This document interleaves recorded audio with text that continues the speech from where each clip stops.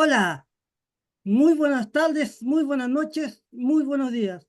Estamos nuevamente con Eva Matiu desde Buenos Aires y yo, Pablo, para contarles esta vez que estamos junto a Daniel Molina, un psicólogo y que nos va a hablar sobre el autismo, que está muy de moda hoy en día. Hola Daniel, ¿cómo Hola estás? Pablo, hola Eva, Muy bien, y ustedes, muchas gracias por tenerme acá. Bueno, Eva, Daniel, mi primera pregunta es, ¿qué es el Ujú. autismo?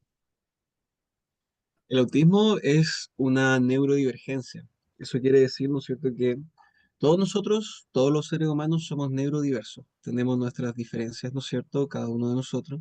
Pero una neurodivergencia podríamos decir que son diferencias más pronunciadas, por ponerle como algún nombre, ¿ya? Las neurodivergencias existen de muchos tipos. Algunos son patologías y algunos no. Ya se habla del trastorno del espectro autista, pero la verdad es que a mí no me gusta mucho hablar de trastorno, es más una condición, es algo con lo que uno nace y con lo que uno muere. Y habla de un funcionamiento cerebral que es distinto, no mejor ni peor, solo distinto, que el de las personas neurotípicas, que es más que nada como el común, por así decirlo, estadístico de las personas. Lo normal, se Usted, podría decir. es que no me gusta hablar de normalidad, porque yo creo que la gente autista también es normal, solo que creo que no es tan común el autismo en ese sentido, ¿ya? Pero algunas personas lo hablan como desde la normalidad. Pero a mí no me gusta, porque como te digo, no es una patología. Yo creo que muchas veces las personas autistas se ven más aisladas, por eso igual de repente, por ejemplo, en una sala de clases muy probablemente hay solo una persona autista, entonces se ve distinto. Pero la verdad es que siempre en una sala de clases hay una persona autista, entonces vemos que en el fondo no es tan anormal, no es tan poco común, ¿no es cierto? Y en el fondo igual lo que es el autismo, como te decía, es una neurodivergencia que habla de un funcionamiento distinto, no mejor ni peor, distinto de nuevo, ¿no es cierto? Y tiene mucho que ver con la parte social, con la parte sensorial, ¿no es cierto? La parte en cómo uno se comunica, cómo uno entiende ciertas cosas. Y dentro de esta neurodiversidad igual encontramos mucha diversidad en sí, no hay dos personas autistas que sean iguales, ¿ya? Pero eso a grandes rasgos es el autismo. Eva, Sí, Daniel, ¿cómo se diagnostica el autismo y a qué edad suele hacerse? Mira, el autismo se puede diagnosticar en estricto rigor desde cualquier edad, pero yo creo que es mucho más fácil desde la primera infancia por las señales, ¿no es cierto? Pero muchas veces hay personas que tienen diagnósticos tardíos, sobre todo en mujeres, en donde se diagnostica.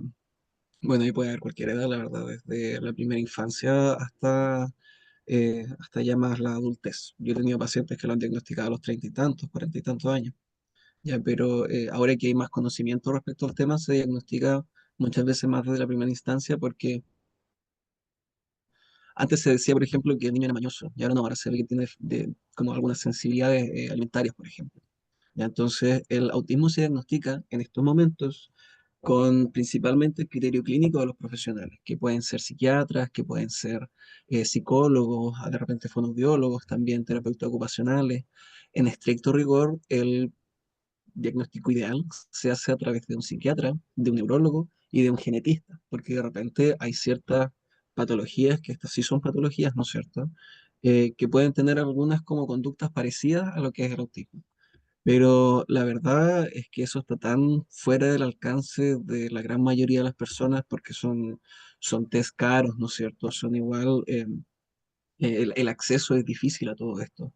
Entonces lo que prima hoy en día es el criterio de un profesional que ojalá esté actualizado en todo esto, ¿ya? Porque el diagnosticar autismo, por ejemplo, en hombres, de repente es mucho más fácil, entre comillas, ¿no es cierto?, que autismo en mujeres, porque está este sesgo social, por ejemplo, en donde si hay una mujer que tiene dificultades, ¿no es cierto?, a la hora de interactuar, temas de fobia social, muchas veces se diagnosticaba como si fuera una personalidad histérica, ¿no es cierto? Porque están como estos estereotipos desde el machismo, desde lo cultural.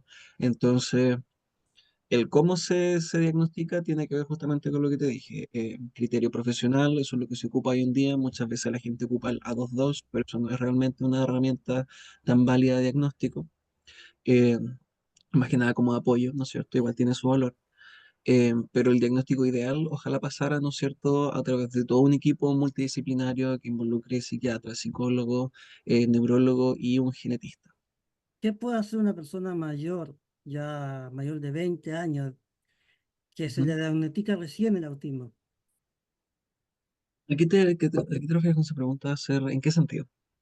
Tiene que ver con, no sé, qué puede hacer, cómo puede vivir su vida tranquilamente. Bueno, la verdad es que las personas, en mi experiencia, ¿no es cierto?, siempre son las mismas personas, a pesar de que tengan el diagnóstico o no.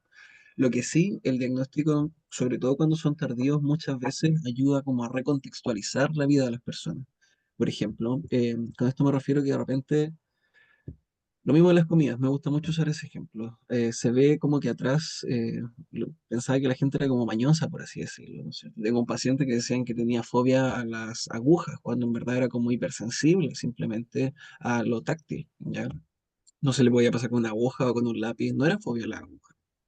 Entonces, en mi experiencia, una persona que es diagnosticada tardíamente tiene sentimientos muy encontrados. Primero, como de rabia, ¿no es cierto?, por no haber sido diagnosticado antes por los profesionales, porque muchas veces han pasado por hartos profesionales que no han logrado identificar esto. Pero al mismo tiempo, un sentimiento de alivio súper importante, porque en el fondo se dan cuenta que no es que haya habido nada malo en ellos, sino que el ambiente no lograba como entenderlo. Y ellos, por lo mismo, no lograban entenderse de ellos mismos. Entonces, ellos y ellas mismas. Entonces, igual eso muchas veces es un alivio porque viven con mucha culpa, viven con mucha rabia y este diagnóstico les permite entender. Entonces, partir por ahí, ¿no es cierto? Como que la gente muchas veces siente rabia por lo que ha tenido que vivir, pena también, ¿no es cierto? Pero a la vez un gran alivio de poder poner en palabras las cosas que han vivido durante lo largo de su vida. Ahora, ¿qué pueden hacer? Lo ideal, ¿no es cierto?, es que empiecen a ser más auténticos, porque muchas veces la gente va ocultando ciertas cosas para poder encajar.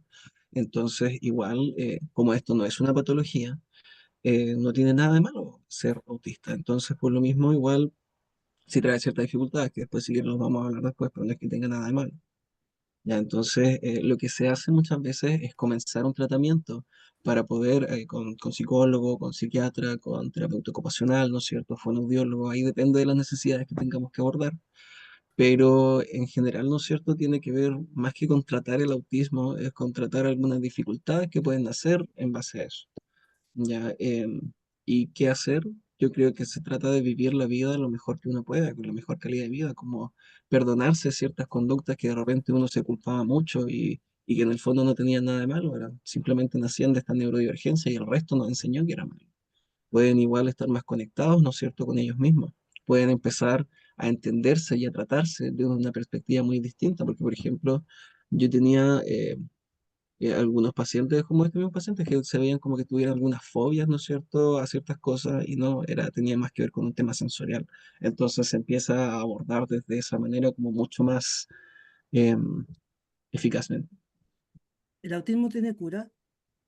No, no, no, el autismo no tiene cura. Uno nace y uno muere autista. Y como te digo, eso no es algo malo, ¿ya? El problema con ser autista muchas veces la encontramos en el ambiente. Hay personas Mm. que en el fondo han vivido toda su vida siendo autistas y jamás como que entre comillas se dieron cuenta, porque nunca nadie lo problematizó, tuvieron las adecuaciones adecuadas, tuvieron las intervenciones adecuadas, ¿no es cierto? Lograron tener sus amigos que no juzgaban, sino que en el fondo lo aceptaban por cómo era, con sus diferencias, y, y todo bien. Entonces, en el fondo, no es que el autismo tenga que curarse, no se puede curar, porque no es una patología, pero tampoco es como algo que se esté buscando que se cure, porque en el fondo lo que se está buscando es que la sociedad entienda, acepte y que desde el colegio, por ejemplo, se enseñe a hacer las adecuaciones correspondientes, desde los amigos que logren entender la forma de pensar, ¿no es cierto? Porque el problema no está en la persona autista, el problema está en el ambiente que de repente es como muy, ¿cómo decirlo?, controlador, muy invalidante, ¿no es cierto? Entonces, como un poco lo que pasa con los niños que le hacen bullying. Uno no intenta cambiar al niño que le hacen bullying, uno intenta cambiar a los compañeros, porque el niño no ha hecho nada malo. ¿Entiendes? Entonces, va como por ese lado. Eva, Sí, ¿se sabe cuáles son las causas del autismo? ¿Hay factores genéticos o ambientales involucrados? Sí, ambos dos. Ya, lo más prevalente tiene que ver con los factores genéticos. No recuerdo bien dónde leí esto en este momento, pero es como un 80% de prevalencia tiene que ver con factores genéticos. Que eso quiere decir que muchas veces las personas autistas tienen un familiar hacia arriba, ya sea un abuelo, ya sea un tío, hermanos, primos, ¿no es cierto?, padres, que son autistas también. Aunque también igual de repente está ligado a ciertos factores ambientales eh, que pueden ser muy, muy variados y eso está como bajo harto estudio. La gente dice las vacunas, por ejemplo, pero eso no está tan estudiado realmente, no como todas las vacunas. Hay gente que habla como de ciertos gases, ¿no es cierto? Pero es verdad que hay ciertos factores ambientales que se está estudiando si es que tienen como esta influencia, pero lo que está súper, súper estudiado son los factores genéticos. ¿Tiene que ver que nazcan los niños cada vez más tarde o la crianza tiene algo que ver en que se forma el autismo? No, no, no, para nada. El autismo viene un poco desde lo genético, ¿ya? Entonces no tiene que ver con el parto ni con la crianza. Lo que sí tiene mucho que ver con la crianza es la calidad de vida que tienen las personas, porque por ejemplo, la estimulación a los bebés es súper importante, ya el juego, ¿no es cierto? El hecho de que puedan ir aprendiendo, el cómo enseñarles, y eso promueve un desarrollo cerebral que nos permite ser los adultos que somos ahora, ¿no es cierto? Con las capacidades que tenemos ahora. Pero muchas veces a las guaguitas autistas, ¿no es cierto? Hay que hacer ciertas adecuaciones porque de repente tienen este factor sensorial en donde están muy como sobreestimulados y sufren mucho al respecto, ¿no es cierto? Entonces no hay como una estimulación tan adecuada como podría, como debería ser, ya como generalmente está estudiado mucho más de lo neurotípico. ¿Por qué Entonces, pareciera, por qué pareciera ujú, que hoy hay cada vez más autistas? porque yo creo que está más diagnosticado, ya, porque antes, por ejemplo, estaba este diagnóstico que era el trastorno de Asperger, que ya no existe, ahora se habla como del espectro autista, ¿no es cierto? Pero antes lo que se conocía del autismo, perdón, estaba súper estereotipado. Era esta persona que no podía hablar, esta persona que tenía el STEAM, ¿no es cierto? Que son, por ejemplo, estos movimientos que las personas ocupan para regularse, que igual son muy normales a todo esto, ¿no es cierto? Y como que eso era lo único que estaba como visible dentro del autismo. Las mujeres estaban muy invisibilizadas dentro del autismo. Pero a mi parecer, ¿no es cierto? Porque igual puede que haya más factores. Esto tuvo mucho que ver en pandemia, porque en pandemia la gente empezó a pasar mucho más tiempo con sus hijos. Ya, empezaron a verlo en otros contextos, en contextos de clase, en contextos como 24/7, por así decirlo. Y eso los motivó a consultar. Y como esto tiene un factor genético súper importante, lo más probable es que uno de esos dos papás sea autista, solo que no haya sido diagnosticado, que no haya tenido como tanta necesidad de apoyo, ¿no es cierto? O que ellos mismos, como esos papás, hayan tenido un papá autista, ¿no es cierto? Y en el fondo por ahí viene el gen. Entonces, yo creo que hay más conocimiento ahora. Yo creo que la gente autista siempre ha existido como en la misma cantidad. Ya ahora no hay mucho estudio al respecto, entonces esa parte que te acabo de decir es como mi creencia, pero yo creo que siempre han habido la misma cantidad de personas autistas. Solo que ahora hay mucho más conocimiento y por eso está mucho más visible. Eva, Sí. ¿Cómo pueden los padres y cuidadores apoyar mejor a un niño con autismo en casa? Yo creo que lo primero tiene que ver con validar un poco las conductas, ¿ya? Eh, lo ideal siempre es tener un equipo profesional que vaya apoyando, porque como te dije, igual no hay dos personas autistas que sean iguales, las necesidades son distintas, ¿ya? Entonces, igual hay que hacer un plan específico a cada niño. Pero la principal fuente de apoyo que yo considero como psicólogo, por lo menos, porque a lo mejor un fonoaudiólogo, un terapeuta ocupacional va a ver como otras partes, ¿no es cierto? Tiene que ver con la validación. Algo que es muy importante dentro del autismo son los conceptos del masking, por ejemplo, del capacitismo. El capacitismo es que en el fondo todos tenemos que ser capaces de hacer lo mismo. Por ejemplo, no sé, pues uno está intentando comerse un plato de tallarines con salsa que a todo el mundo le gusta, entre comillas, ¿no es cierto? Pero a una persona autista a lo mejor por temas sensoriales no le gusta simplemente. Y los papás lo invalidan, le dicen que es como por mañoso, ¿cómo tu primo puede hacer eso? Y eso es el capacitismo, como que si el otro puede, porque tú no, ¿no es cierto? Tú deberías ser capaz de hacer todo lo que las otras personas pueden hacer.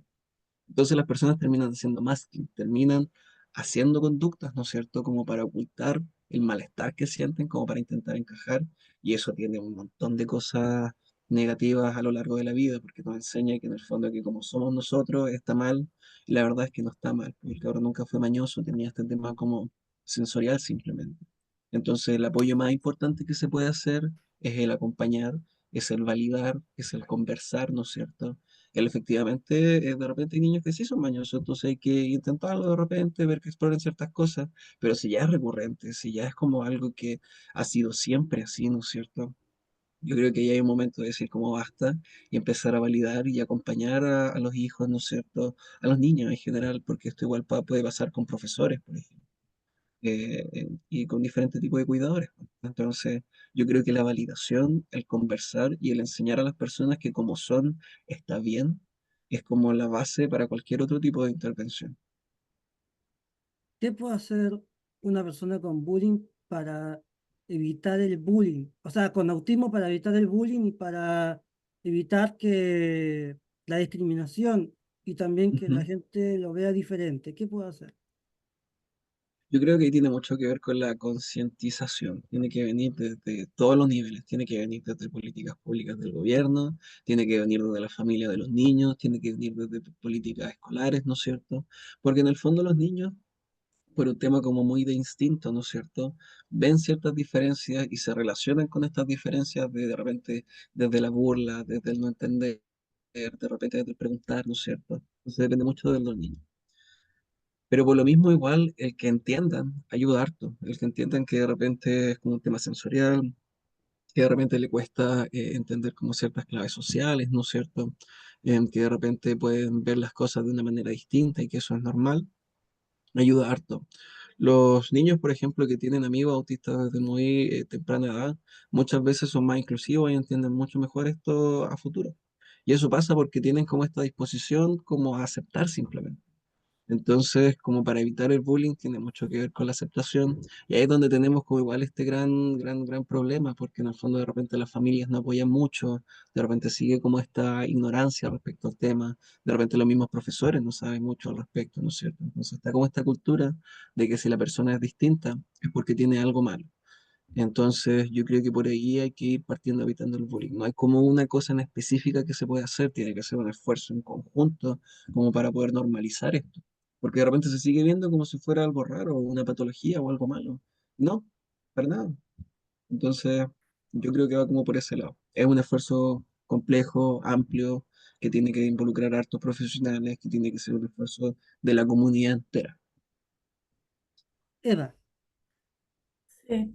¿Cómo se puede fomentar la inclusión de niños con autismo en el sistema educativo? Yo creo que pasa mucho igual a través de los profesores y de las mismas instituciones.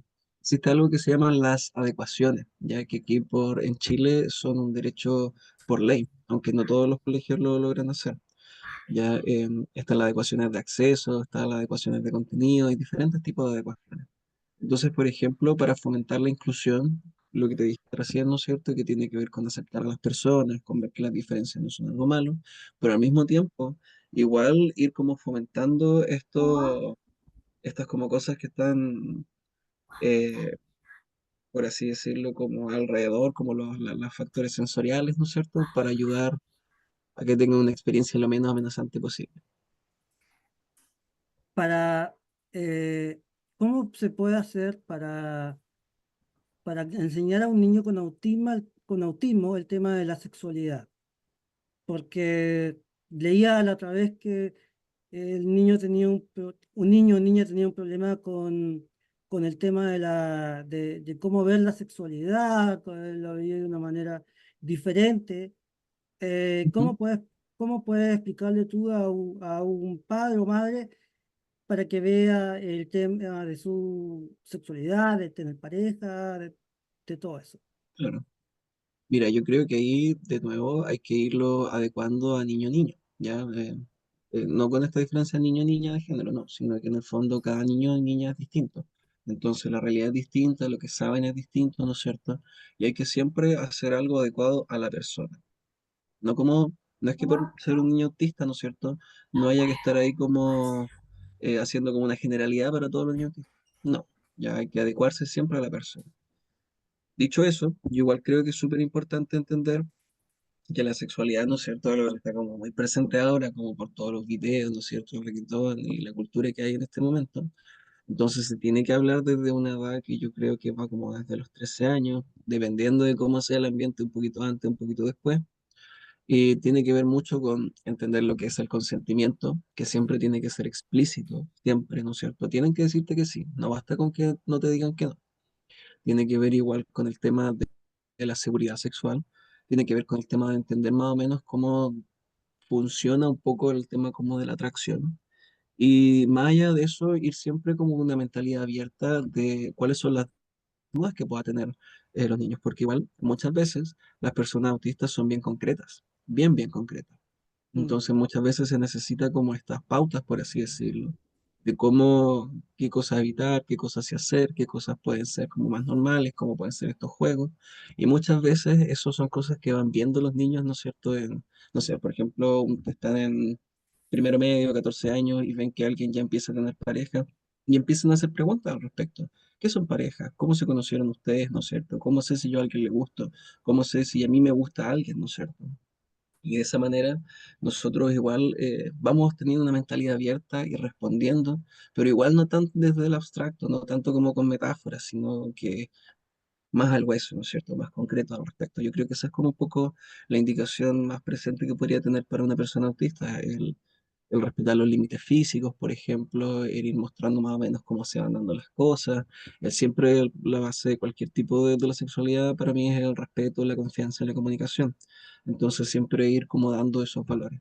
Pero lo principal es mantener un diálogo abierto, ya que sea como desde el respeto y poder ir respondiendo a las preguntas, porque de nuevo, no podemos hacer una generalidad para todos los niños autistas, hay que ver caso a caso, porque cada persona está en un ambiente único, tiene sus necesidades únicas, ¿no es cierto? Y así.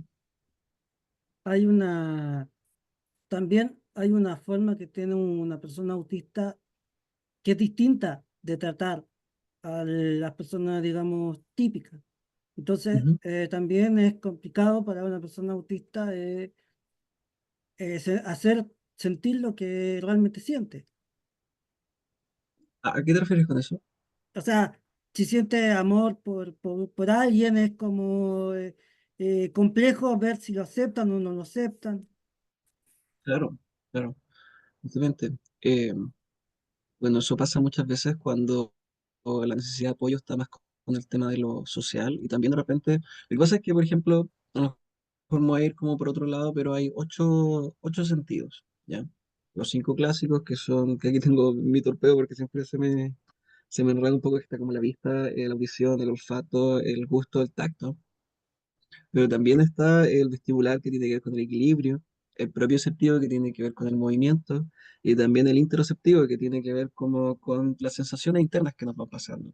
Ganas de ir al baño, sueño, por ejemplo, de repente hay personas que lo sienten mucho, hay personas que no lo sienten, ¿no es cierto?, hasta que ya están a punto de hacerse. Y dentro de todo eso están las emociones. ¿Cómo me siento yo en este momento? Tengo pena, tengo rabia, estoy enamorado, estoy feliz, ¿no es cierto? Las personas no siempre logran identificarlo en el momento. Entonces, de repente es como difícil dentro de esta interacción, como eh, darnos cuenta primero cómo estamos nosotros. De repente estamos como mucho más ansiosos de lo que nos damos cuenta, de repente estamos mucho más enojados, de repente estamos mucho más felices, ¿no es cierto? Entonces, por lo mismo, igual esa interacción no nos sale como nosotros estamos pensando que a lo mejor está saliendo. Y lo otro es que igual está esta otra persona que de repente tampoco logra entender lo que le está pasando a la otra persona. ¿Ya? Y al mismo tiempo uno no logra entender bien a qué se refiere. Entonces yo siempre estimulo el diálogo abierto, ya al decir como que, oye, ¿a qué te refieres con esto? Oye, yo igual soy autista y entiendo las cosas de repente de manera más concreta, lo entiendo como de esta manera, ¿no es cierto? Como para poder en el fondo tener un marco en el cual podamos entendernos, que yo sé que si yo hablo, porque por ejemplo yo ahora que tengo como harta experiencia, no tengo problemas con hablar con gente autista. En su momento a lo mejor sí puede haber sido una especie de desafío, pero tiene que ver un poco con aceptar, con entender, con preguntar, harto, con preguntar como, oye, ¿tú cómo entiendes esto? ¿Cómo te sentiste con esto? Y uno va conociendo a la persona, porque al final cada persona es distinta. Y cuando uno va conociendo a la persona, uno va como logrando entenderla. ¿Ya? Entonces yo creo que va como por ese lado, el tema como de las diferencias, por lo menos de cómo poder sobrellevarlas al respecto. Eva, Sí, un poco ya habíamos hablado de la pregunta, pero bueno, te la hago. ¿Cuáles son los Ujú. principales desafíos que enfrentan los adultos con autismo? Mira, yo En mi experiencia varía mucho, mucho, mucho, porque hay, a lo mejor no sé si lo van a preguntar después, puede que me esté adelantando, pero existen algo que a mí no me gusta mucho, pero es como lo más oficial que hay ahora, que son los niveles de apoyo, por así decirlo, ¿no es cierto? Que está el nivel uno, el nivel 2, el nivel 3, ¿no es cierto? No sé si lo han escuchado, autismo nivel uno, nivel 2, nivel 3, respecto a la No, necesidad de No, apoyo, ¿no? explícalo, Ya desarrolla. que el tema, ¿no es cierto? El nivel uno es que el que tiene el menor necesidad de apoyo y el nivel 3 es el que tiene una necesidad de apoyo total.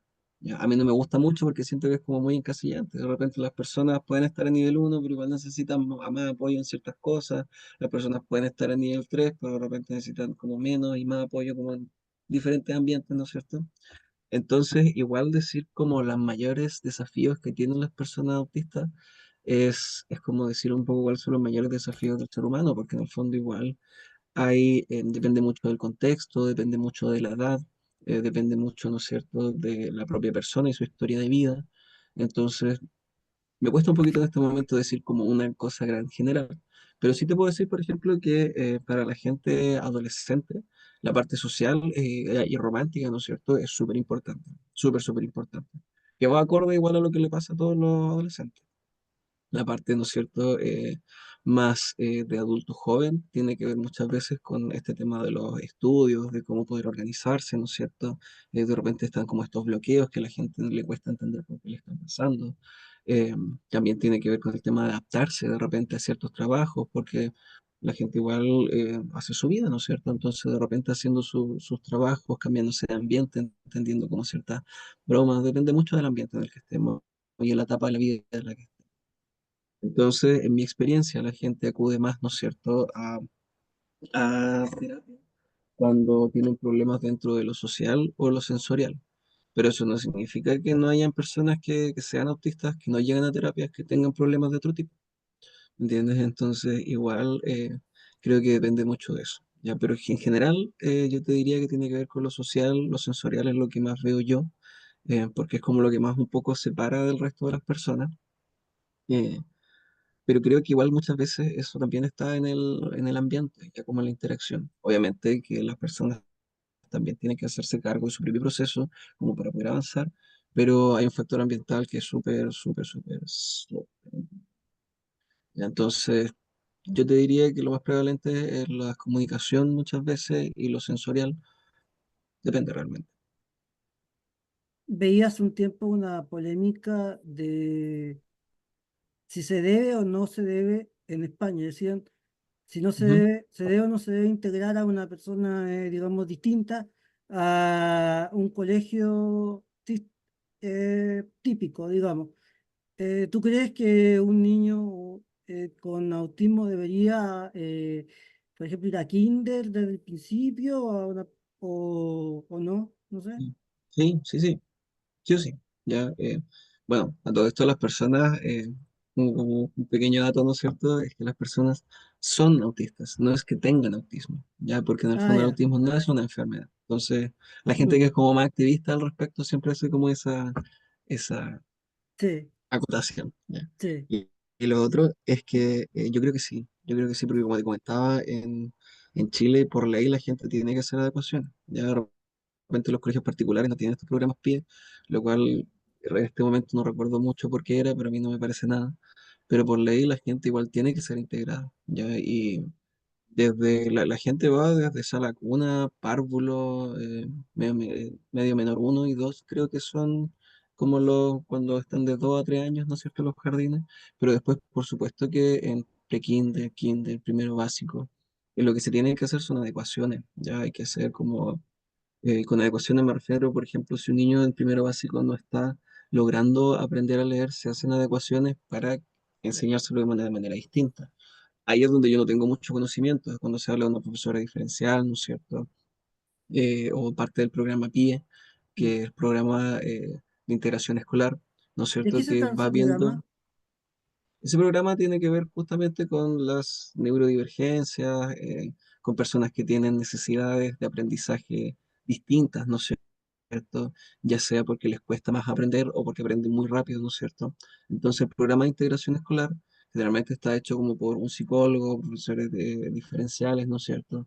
No está tan presente en Chile como nos gustaría. Sí tiene que estar por ley, pero de repente no está tan fiscalizado.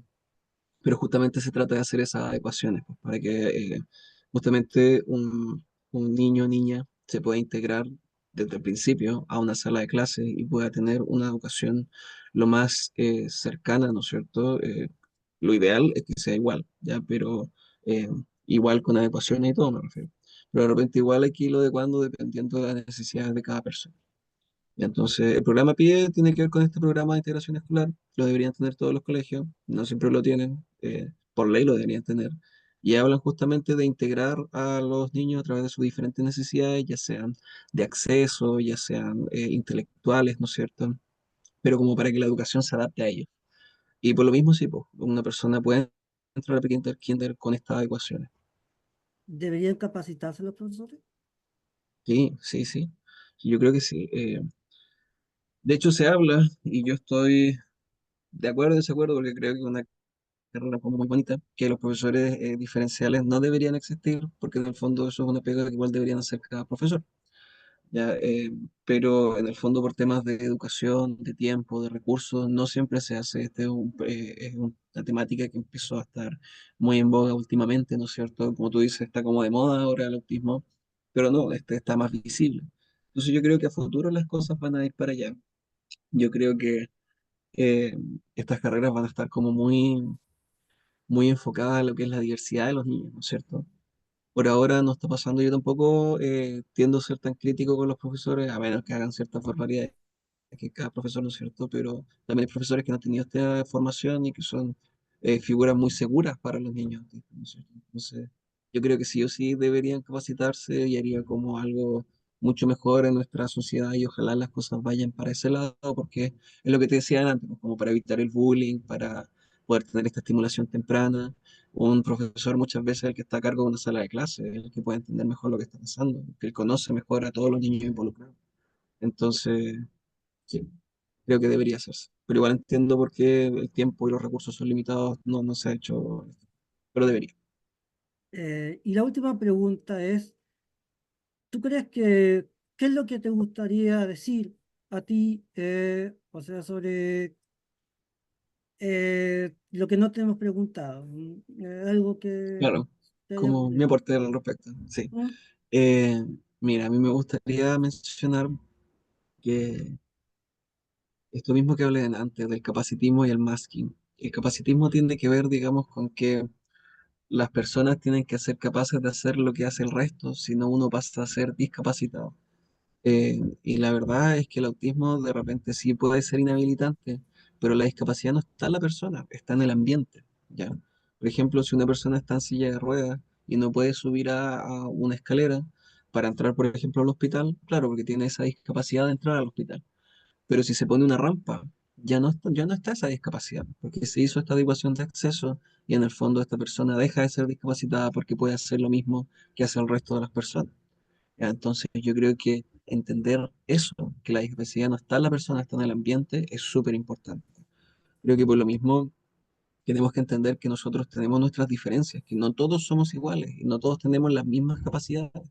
Y eso está bien. Yo creo que la diversidad es algo muy bonito. Creo que igual, por eso yo no me gustaría nunca que buscaran curas para el autismo, porque yo creo que la diversidad es algo que es bueno. Creo que es el ambiente, las personas las que tienen que ir como entendiendo, aprendiendo, ¿no es cierto? Normalizando sobre todas las cosas.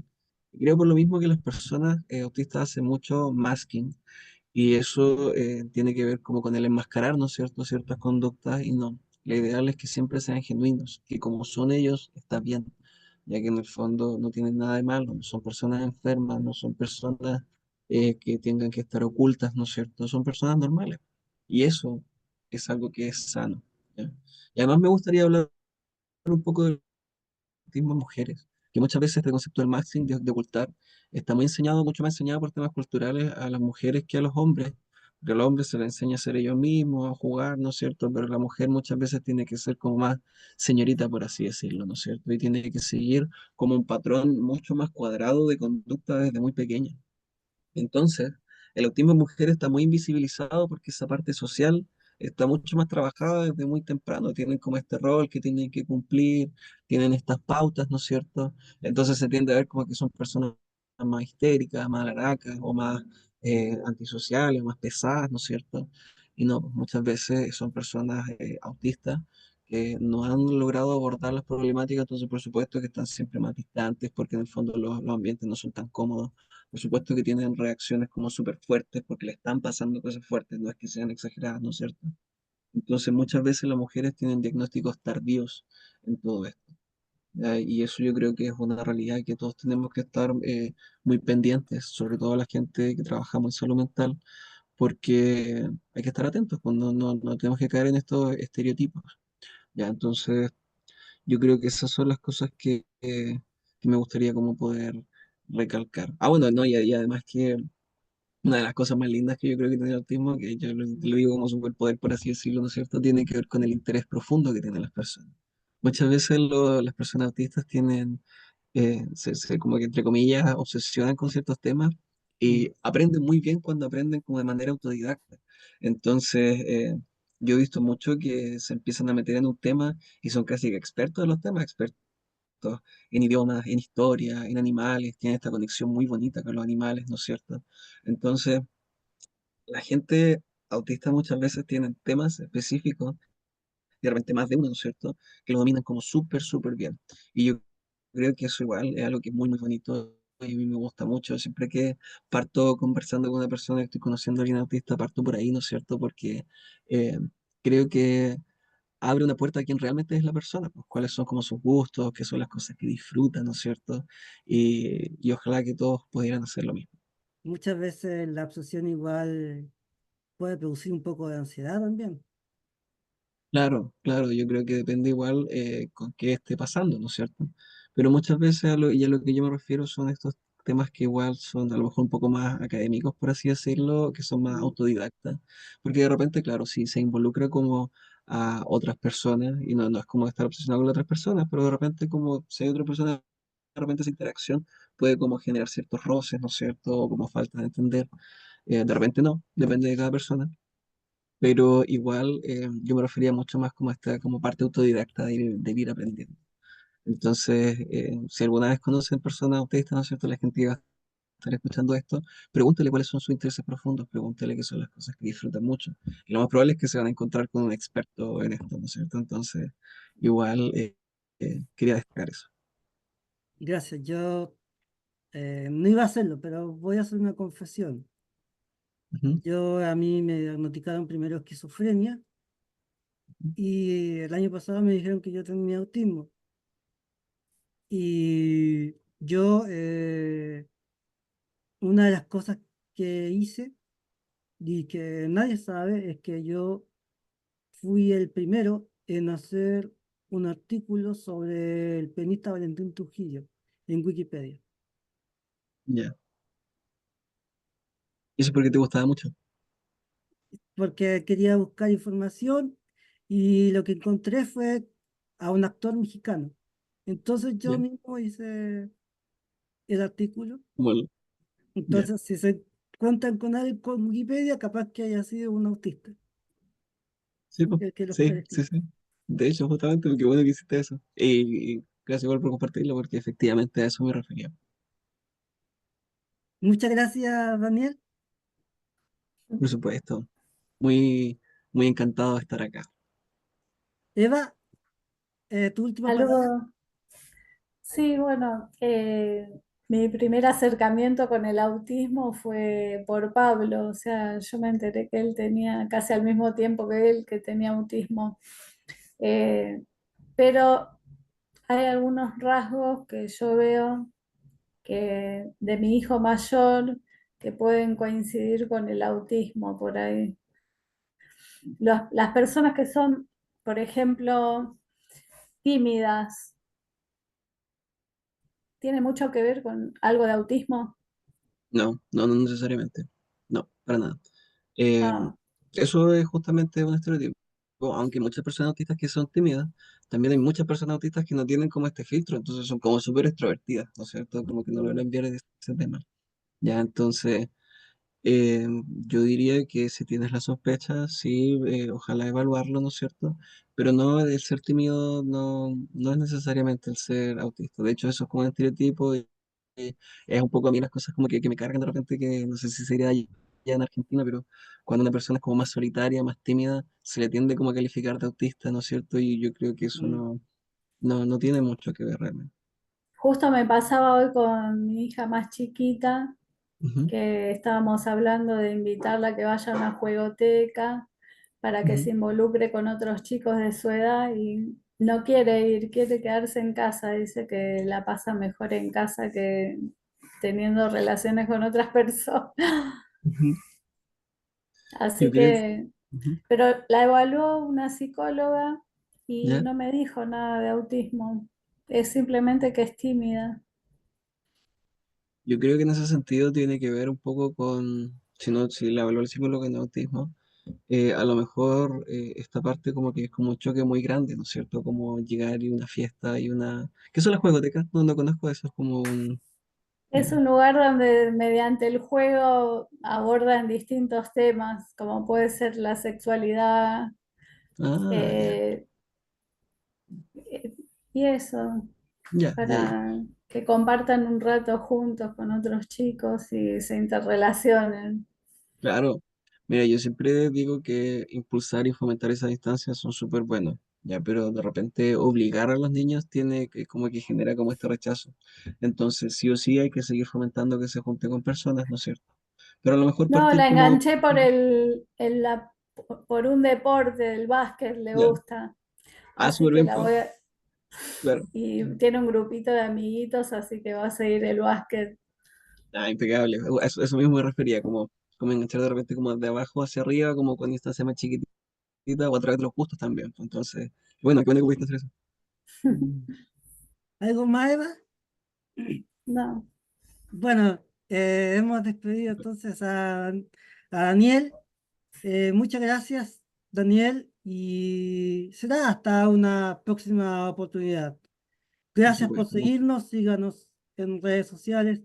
Gracias, nos vemos más adelante. gracias. Gracias.